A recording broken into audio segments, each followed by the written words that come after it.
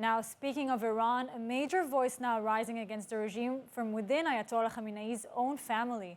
Khamenei's niece, Farideh Murad Khani, calling on the world to help protesters in ousting her uncle's authoritarian regime.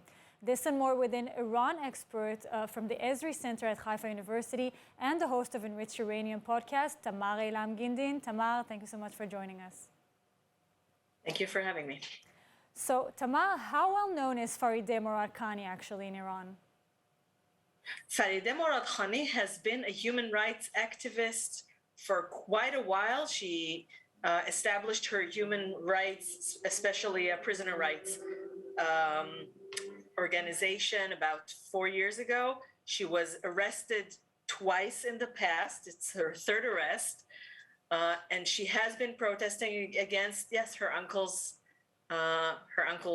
ways. So we've all seen her Twitter video. So what do we know about the current arrest? You're saying it's the third one. Where's the courage from? I mean, how does she do it? First of all, her courage, she's been courageous even when others were not. The last protest, the last more than 2 months of protests, the Iranian people has shown much more courage than in the past. In the past, we've seen protest waves of 1 week, 2 weeks, and then they were suppressed. But now it doesn't seem to go anywhere. It gets, there are highs and lows. There are it's like waves. Over the weekend, it's less. Now the World Cup is exciting, exciting social media, but we see less people on the street sometimes. But it's there, and the people have much more courage than in other protests. This is one of the reasons it's ongoing. They've reached the point where they feel they have nothing to lose. And part of it is because Mahsa Amini did nothing. She didn't protest. She didn't take off her hijab. She was just... It's still hard to ignore, excuse me for interrupting, that she's family of Khamenei. I mean, how come nothing's done here? I mean, against her. Let's hope, obviously, nothing will happen, of course. You mean, how come he doesn't talk to her mother to talk to her? Yeah, punishment. I mean, still, it's Iran. Speaking up like this. We don't know what will happen to her in prison. We know that family members of high officials in the Islamic Republic regime do get arrested once in a while and do protest. Rafsanjani's daughter is another example. Rafsanjani's kids. And the fact that she's related to him, and the fact that look how she wears her hijab. She's very religious. She's just against religious coercion.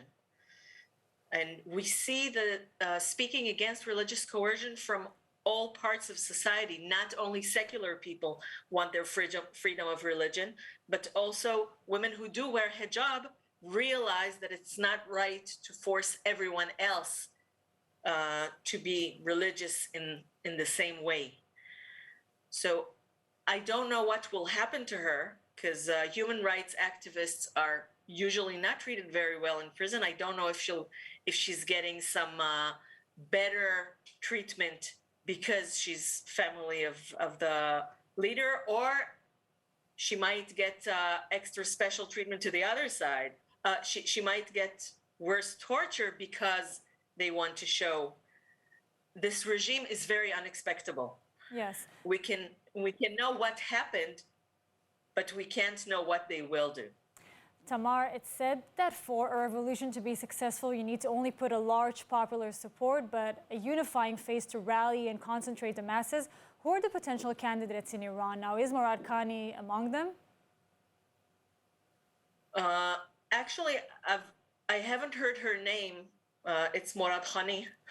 I haven't heard her name from people who are activists.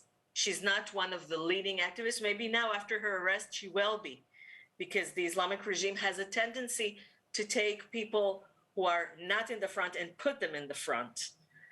But I know that one of the problems is that nobody agrees. There's no one person that everybody agrees on.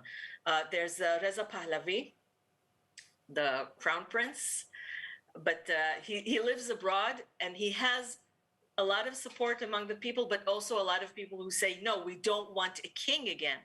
We want a republic, but we want a democracy.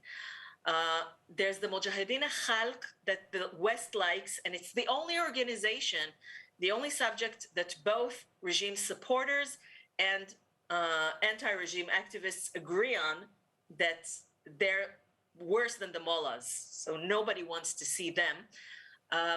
Another name I heard from Iranians as a potential leader is Hamedeh Ismailiyun, who is the spokesperson for the families of the people who were killed in the Ukrainian plane in January 2020, if you remember. Yes. That was downed by mistake after Qasem Soleimani was Yes. brutally and unlawfully murdered.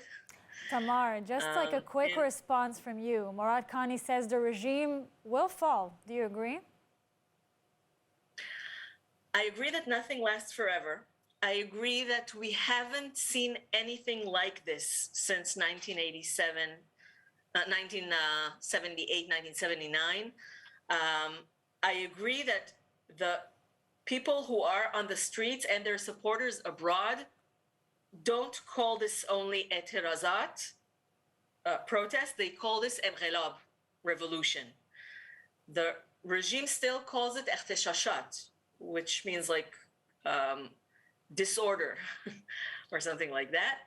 And I don't want to be a prophet, but I can tell you one thing that I heard from a lady who came to me after a lecture and said, you know, in 1978, I was in Iran with my mother, and we went to the Caspian Sea and looked to the other side, to Russia. And she said to me, do you think we will ever be able to visit Russia?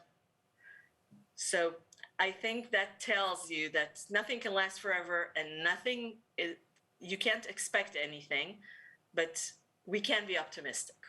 We definitely can. Thamar Eilam Gindin, thank you so much for joining us, for your important insights. Thank you.